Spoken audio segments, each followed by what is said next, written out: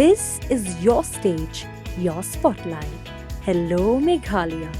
Your story starts here.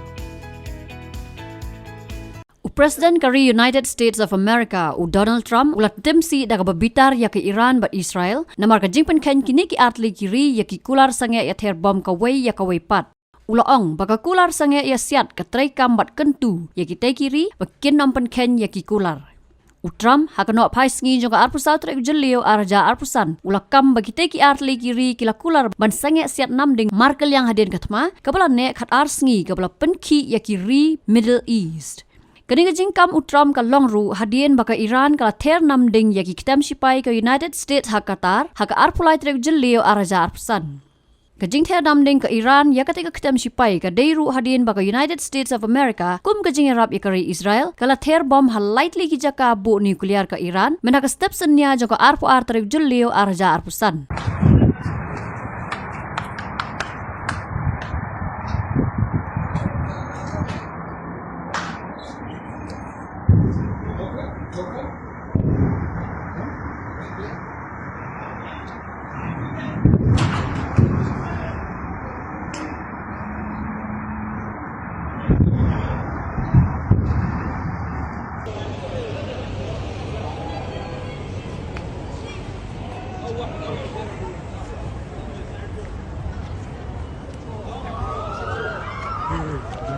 Israel, as soon as we made the deal, they came out and they dropped a load of bombs, the likes of which I'd never seen before.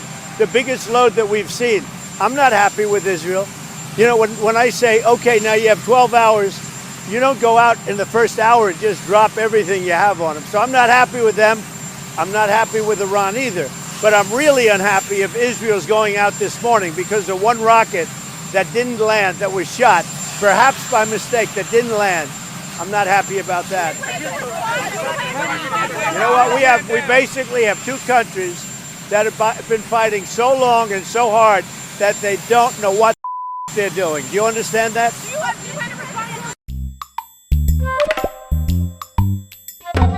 Habatin, pej bahagi kishab, kashab plus F. Ka plus F?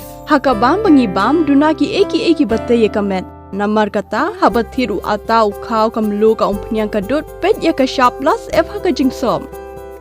Yaki nutrient kum ki vitamin bat ka ayan la icon diat bat ka bathau bha kam kata I ka dur jing ki mar bam ka jing mat lani ka rukom shed yaki. Balehi panai kita. Ka don ka we ka jing mentoy ba kongsan.